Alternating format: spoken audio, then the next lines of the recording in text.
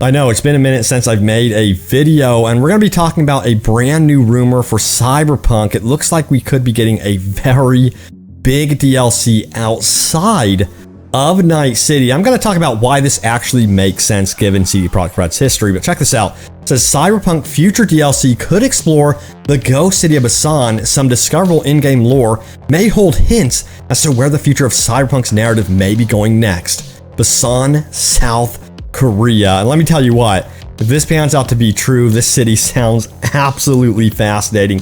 I'll get into this new rumor / leak in just a moment, and again, why it makes sense that this would actually happen for Cyberpunk. And yeah, it makes sense because of the history with CD Projekt Red and of course The Witcher 3, what they did with their DLC. So that's what we're going to be talking about today. Plus, we're going to be talking about really cool mods that have released that have absolutely changed the game for the better. We'll dive into some of those in just a moment.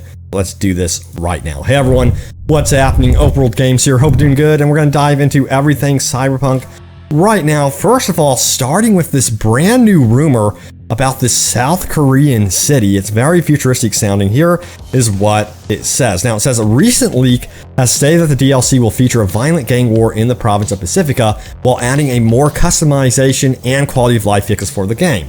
On top of this, the game is reportedly set to have a soft relaunch going under the title Cyberpunk 2077 Samurai Edition. Now, of course, this was debunked by CD Projekt Red, but a lot of us are still anticipating brand new big DLC for this game, both free DLC and of course those bigger paid expansions. I would assume they would be paid.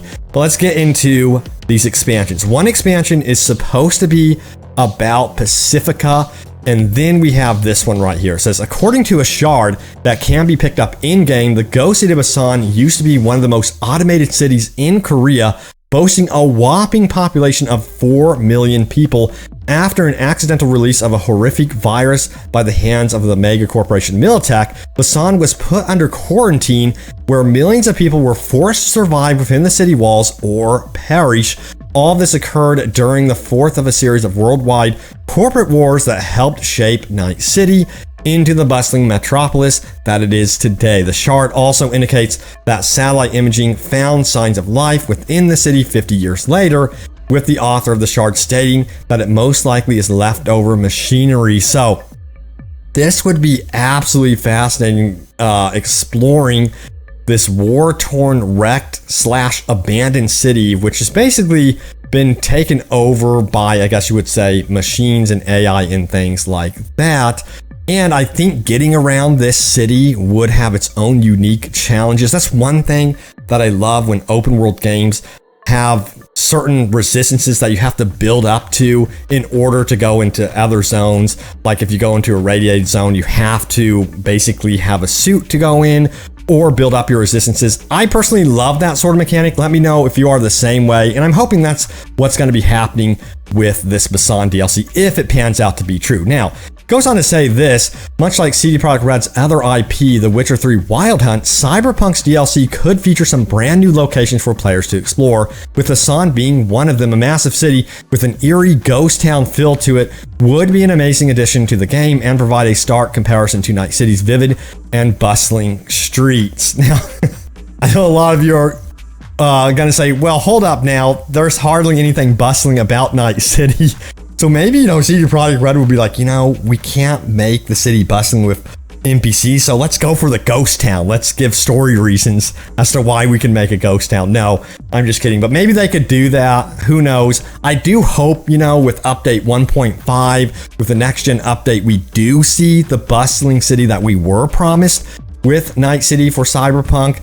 But hey, a ghost town city, I feel like we're already familiar with that one right now. But anyway, goes on to say this, the story could be about V after ending the original story investigating the signs of life for Militech. CD Projekt Red could even add some new gameplay mechanics and include items like a grappling hook for exploring the roofs of Busan, similar to a grappling hook mod for Cyberpunk 2077. Hey, I wouldn't pass that by them because they're already working with modders. So hey, they could probably add some more traversal mechanics in there.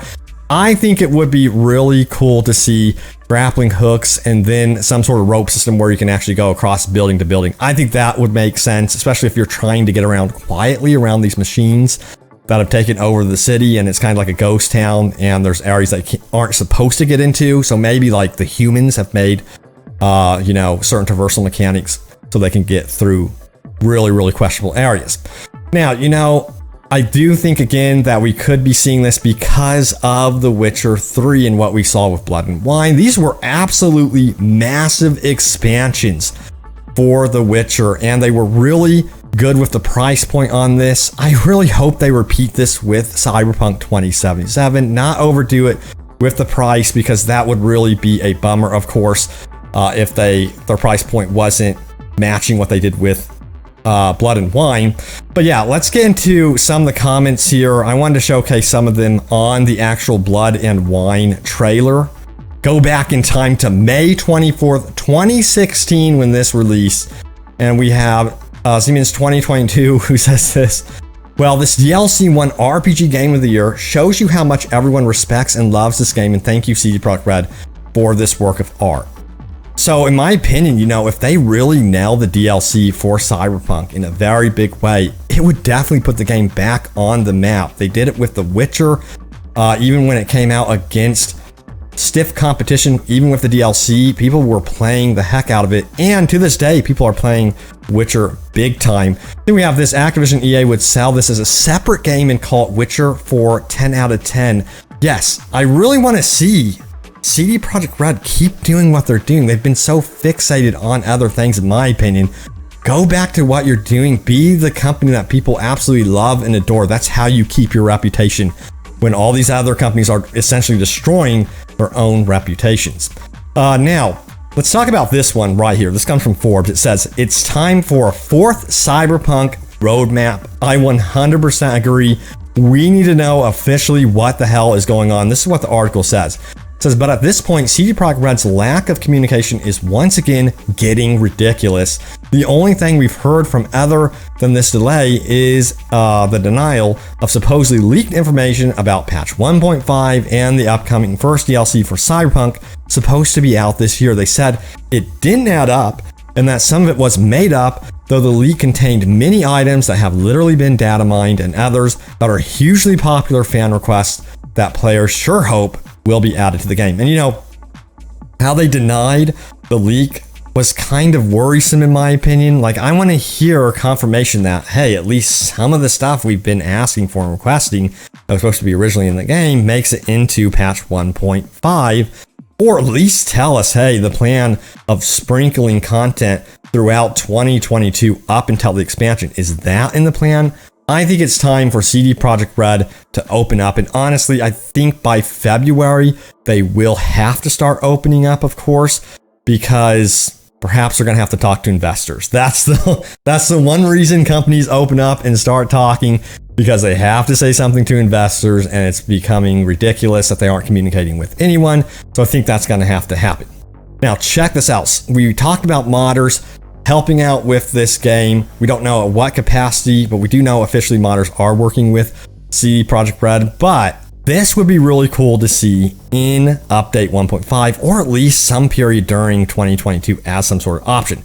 It says, I've modified the improved traffic mod, wrecked my frames per second, and totally worth it. Now this city is true hell. This comes from Soma Cruz Thunder King. Check out what he has done. This is absolute insanity right here. Look at all the pedestrians right here walking around, and the traffic is even, look at this. This is crazy. Traffic is backed up.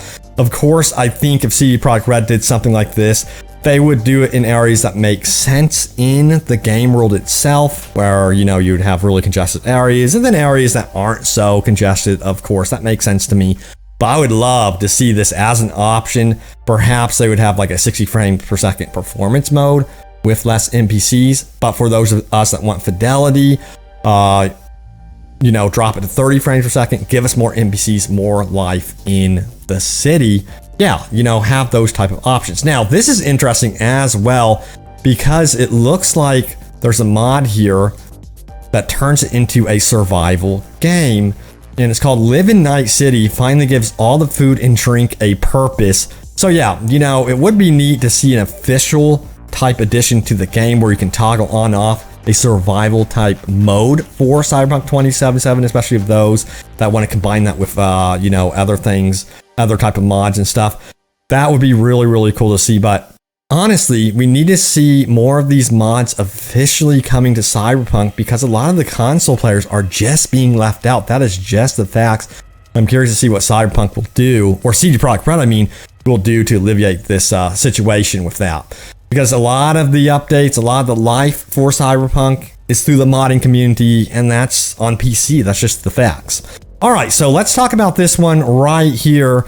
This was my most recent video. Remember, if you want a chance to be a top comment on my video, leave a comment down below. Let's get into my most recent video. It is right here. It says Cyberpunk just received a new secret update. This is big update, patch 1.5 news, all new updates. Yeah, so we did get a back-end internal update for Cyberpunk 2077.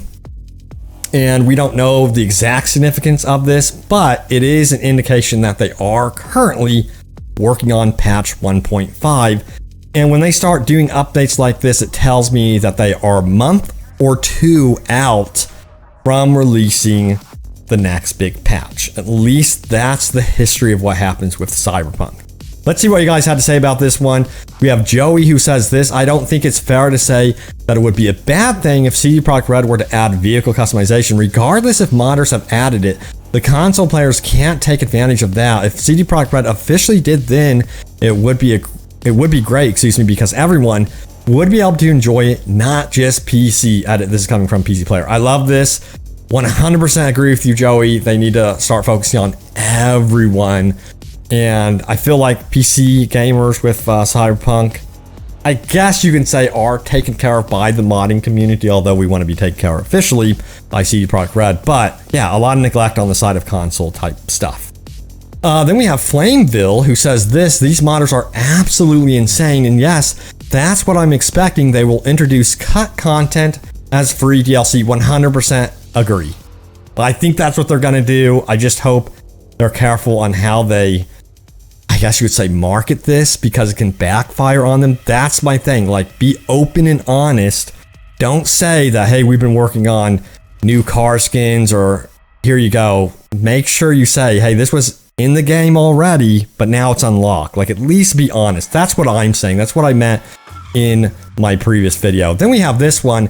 Syracuse says, I have a feeling that when CD Projekt Red said that they ran out of time and it was turning out to be too hard to put vehicle customization in, I feel like it was a much larger system than merely picking alternative skins that exist. While it would have been nice if they at least allowed us to pick from existing skins from day one, I have a feeling this mod is more or less accessing the random generator for vehicles that appear on the road than any true customization system. That can also be true and makes a lot of sense. We'll see if we'll be able to get in there and customize our vehicle fully. I want to see like things like GTA 5 has, or GTA Online, where you can go in and fully customize your car.